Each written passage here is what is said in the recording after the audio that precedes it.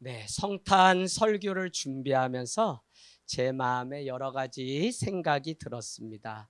특별히 하늘땅 교회는 우리가 다 잃어버리고 살아가는 시대에 고향 같은 교회를 늘 꿈꾸다 보니까 어떻게 하면 우리가 옛적에 오늘 우리 사모님 간증한 것처럼 그 우리 안에 있던 아름다운 추억들을 좀 회상해 볼 수 있을까 하는데 이렇게 관심이 있고요.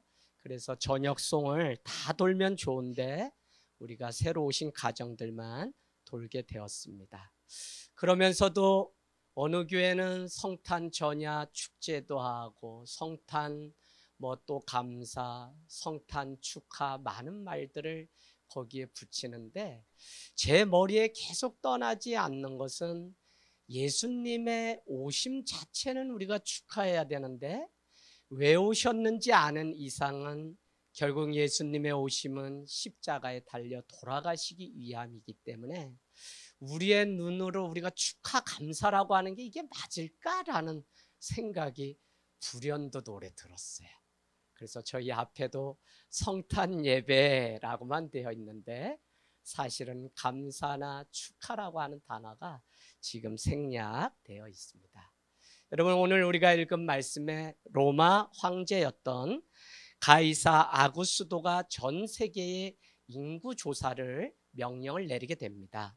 그 이유는 다른 데 있지 않고 그 인구수를 계산할 수 있어야만 세금과 병역 의무를 부과할 수 있기 때문에 그런데 당시 유대인들의 같은 경우에는 그들은 병역이 면제되어 있기 때문에 그들은 특별히 세금을 이렇게 부과하기 위한 목적이었습니다. 인구 조사에는 유대인, 로마인 할 것 없이 애굽까지 다 전역에, 왜 그러냐면 그 당시 가이사 아구스도는 전 세계를 통일할 정도로 엄청난 힘과 능력을 가지고 있었던, 그래서 우리는 가이사라고 하는 단어가 다른 뜻이 아니라 가장 높은 자라고 하는 것이 아구스도라고 하는 이름의 그 의미라는 것을 알고 있습니다. 주전 31년부터 주 14년까지 45년간을 지배했으니까 가이사 아구스도의 그 능력은 대단했다고 생각할 수 있습니다. 그럼에도 불구하고 갈라디아서 4장 4절 말씀처럼 때가 참에 기한이 참에 하나님의 아들 예수 그리스도가 이 땅 가운데 오셨다고 오늘 우리에게 선포하고 있는 것입니다. 당시 하나님이 인류 속에 모험의 발길을 옮기실 그때 지중해 일대를 다 정복해서 천하 통일을 했던 왕이 가이사 아구스도. 그는 더욱 헬라어가 그 지중해 연안의 공용어였기 때문에 그들이 쓰는 그 언어로 세계를, 언어가 우리의 정신을 제패함 같이 그렇게 이미 많은 그 능력이 있었습니다. 그런가 하면 경제적으로 너무나 화려했죠. 그럼에도 불구하고 주님의 오심을 기다리는 많은 사람들의 이야기, 동방박사, 양틈에 자던 그 목자들, 또 여관 속에 예수님을 예배하기 위해서 이름 모를 많은 사람들이 찾아갔던 그들의 삶을 생각하면 그들은 가난과 배고픔에 허덕이던 사람들도 있었다는 것입니다. 당시에 도덕적으로는 얼마나 무질서했는지 우리가 잘 아는 것처럼 그들의 우상이었던 제우스와 디오니수스를 생각하면 그들의 정신과 종교와 도덕적으로 얼마나 많이 타락해 있던 시대인지 모릅니다. 그렇기 때문에 그 당시 사람들은 더 이상 행복이라는 게 그들에게 없었다는 것입니다. 그때 바로 예수 그리스도가 행복이 무엇인지 가르쳐주기 위해서 이 땅 가운데 어둠을 뚫고 빛으로 오실 수밖에 없었다는 것이죠. 늦지도 않고 빠르지도 않은 가장 정확한 때, 하나님의 그때의 주의 날을 선포하며 우리 가운데 오셨다는 것입니다.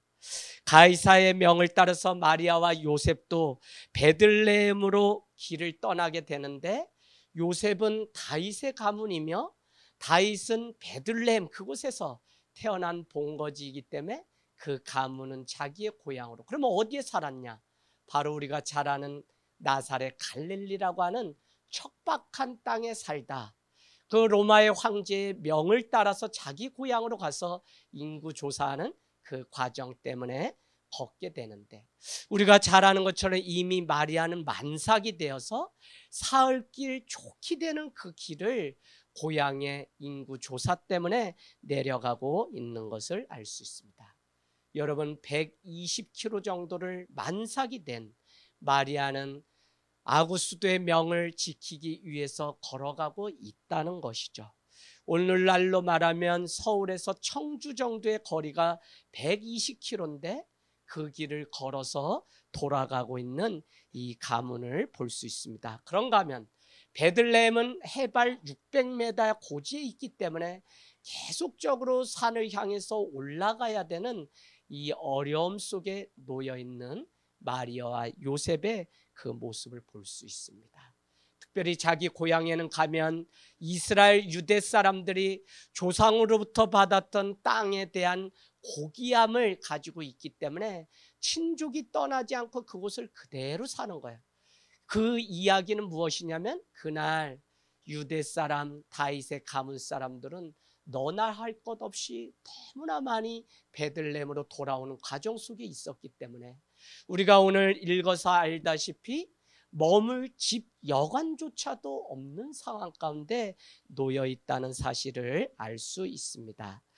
여러분, 요셉과 마리아가 도착한 그날 베들레헴은 분주하게 돌아가고 있습니다.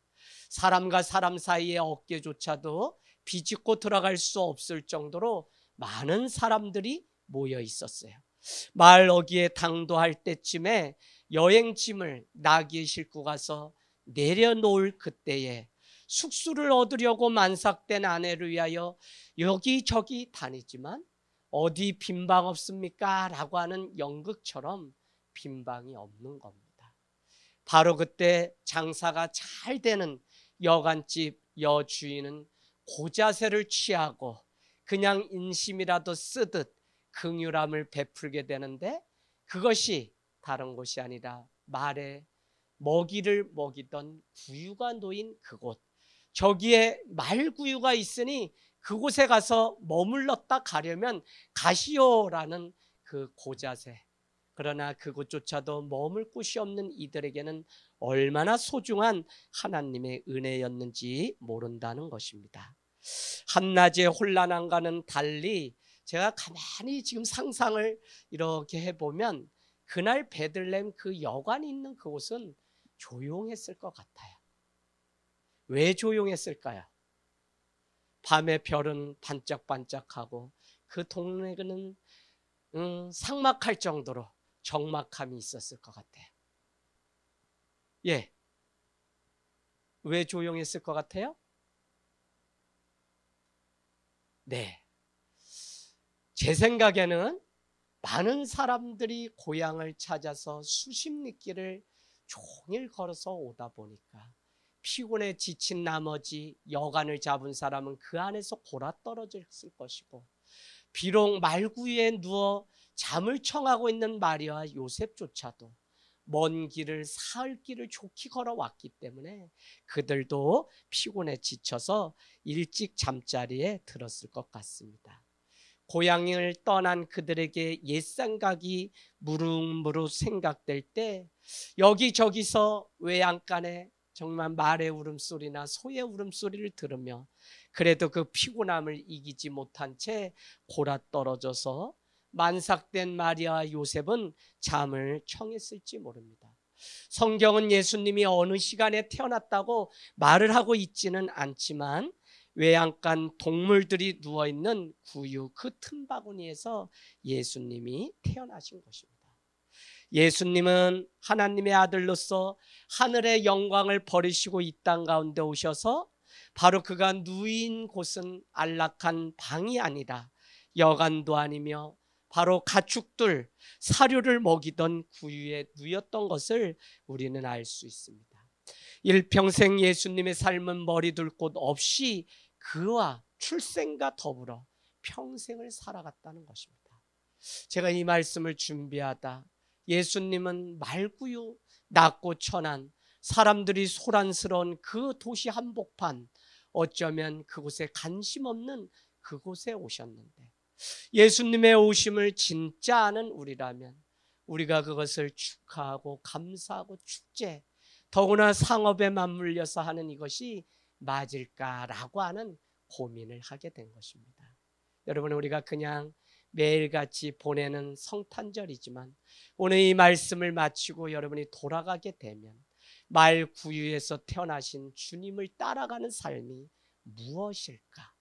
결국은 우리의 약함을 자랑하며 결국은 예수님이 그들을 위해서 오신 그곳을 찾아가는 은혜가 우리 가운데 있기를 원합니다. 왜냐하면 오늘날도 이 당시와 별반 다르지 않은 양상들이 다시 예수님이 이 땅 가운데 우리 가운데 오셨다고 해도 그럴 것이 불보듯 뻔하기 때문에 그렇습니다. 바쁘다고 그를 거절하고 할 일이 갑자기 생겼다며 딴전을 피우는 사람들도 있었을 것이고 그때와 똑같이 예수님을 문 밖에 세워놓고 잊어버렸거나 끝내 영접해 드리지 못하는 일들은 그때나 지금이나 똑같았을 거라는 생각이 듭니다. 그러나 예수 그리스도는 세상이 어떻게 대하든 죄 많은 인간을 구원하기 위하여 십자가에 달려 돌아가시는 줄 알며 이 성탄의 아침에 우리 가운데 누구든지 나를 믿으면 멸망치 않고 영원한 생명을 얻을 수 있다고 하는 이 기쁜 소식을 위해서 간절히 기다리는 자를 만나 주시려고 인간의 몸을 입고 이 땅 가운데 오셨다는 것입니다. 말씀을 마치면서 성탄의 의미를 좀 정리하고 어떤 기다림으로 우리는 성탄을 맞이해야 되는지 정리를 해보았습니다. 차라리 예배당 밖에서 슬피 울며 탄식하고 절망하는 이들에게 한 걸음 더 나가는 시간이 되었으면 좋겠습니다. 그분이 하늘 보좌를 버리고 이 땅에서 당신과 나에게까지 찾아오셨던 것처럼 말입니다. 하나님을 모르고 거짓과 죄악과 죽음에 갇혀서 2단 3단 같았던 우리에게까지 찾아오신 이 예수님의 오심이 바로 죽음의 밑바닥까지 찾아오신 이 주님의 그 성탄을 생각하면 예배당 안에서 성탄을 축하하려면 적어도 나도 그 죄인 중에 한 사람이라는 사실을 오늘 놓치지 않고 이 성탄을 맞이하기를 원합니다. 여러분, 예배를 마치고 품었던 그동안 젊은 날에 내가 드리려고 했던 헌신, 내가 가고자 했던 그 선교지, 내가 또 돕고 함께 기도했던 선교사님들, 또 홀로 미망인이 되어 살아가는 사람은 있지 않은지, 또 우리 중에 아이들이 누가 혼자 외롭게, 제가 어제 막 연습을 하는데 우리 승준이가 요새 이제 대학을 가게 되면서 알바를 하는데 비타500 9박스를 들고선 딱 들어오는데 이놈 제법이네, 이제 아저씨 티가 나더라고요. 그런데 승준이를 늘 제가 생각하는 마음이 남달리 있는데 이 녀석이 자라서 이제는 이 기쁜 소식을 교회에게 전하고 싶어서 사가지고 왔구나 하는 생각이 들었습니다. 여러분, 아니면 연세 드신 경비를 보시는 아파트에 그 아저씨들도 여러분이 오늘 한번 찾아가 보십시오. 부모 형제를 잃은 사람들이 의외로 우리 주변에는 많고 이태원의 그 어처구니 없는 사건들 때문에 괴로워하고 세월호 문제도 아직도 해결되지 않아서 고통 가운데 눈물로 살아가는 자들도 있고 우크라이나 전쟁 가운데 부모 형제를 잃고 오늘도 포탄에 두려워하는 세계 인류도 있습니다. 고향 없는 나그네들의 이 외로운 마음을 생각한다면 이 성탄은 그들 가운데 계신 주님이시기 때문에 우리도 그들을 찾아가는 성탄이 되길 원합니다.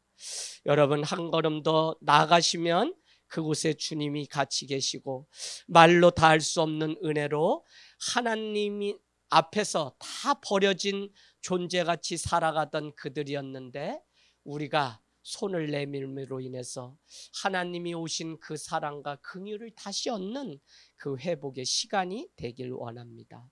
버려진 인생이라고 생각하며 살아가는 사람은 우리 주변에 얼마나 많은지 몰라요.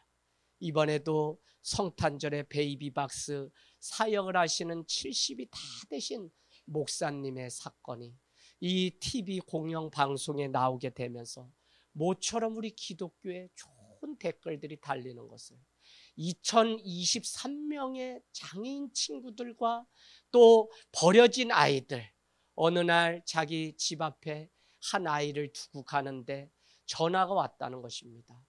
하면 안 되는 줄 알지만 방법이 없어서 목사님 교회 앞에 두고 갑니다. 그 일이 하나의 시작이 되어서 2023년 이제 60도 채 되지 않고 열심히 사시다 남편을 신학을 가르치고 장사를 하시던 사모님은 자기 아들 누군데요? 아들 그 장애가 있습니다. 그 아들을 3년 전에 떠나보내고 동네 사람으로부터 그의 선의가 악의적인 것으로 오해를 받으면서 치매와 우울증이 60 이전에 와서 목사님이 울면서 내가 다른 아이들 배 아파서 참 가슴으로 많이 낳았는데 아내가 그 아이들 씻기고 하면서 병이 들어서 이제는 더 늦기 전에 사랑한다고 말하고 함께하고 싶다고 그렇게 말하는 모습을 보면서 참 우리가 마음이 열리고 지금도 손을 내밀면 해야 될 일은 너무 많은데 어쩌면 우리의 마음이 닫혀서 보이지 않고 어쩌면 주님의 오심이 그 한 사람 때문에 왔는데 우리가 그걸 하지 못하는 일 아닌가. 여러분께 제가 말씀드리지 않고 그냥 우리 중에도 이렇게 저렇게 아픈 분이 있어서 여러분이 오늘 헌금하시면 그냥 그곳으로 보낸다 하고 미리 선지출을 하는 일들이 주중에 생겼습니다. 여러분 다른 게 아니다. 정말 우리 옆에 더 우리가 소그룹 통해서 더 가까이 영혼들에게 관심 가져야 되겠지만 여러분이 정말 누군가 가슴 아파하는 사람이 없는지를 다시 한번 돌아보기를 원합니다.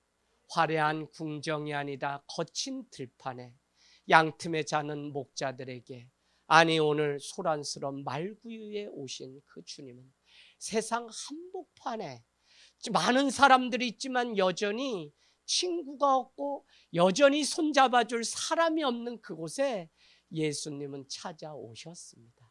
여러분 우리가 눈을 더 크게 열고 하늘땅교회가 올해 심리 프로젝트를 통해서 5km 이내에 많은 사람들에게 좀 찾아가서 우리 하나님의 선한 일들을 감당하며 걸어가는 저와 여러분이 되시길 주님의 이름으로 축복합니다. 아멘, 아멘.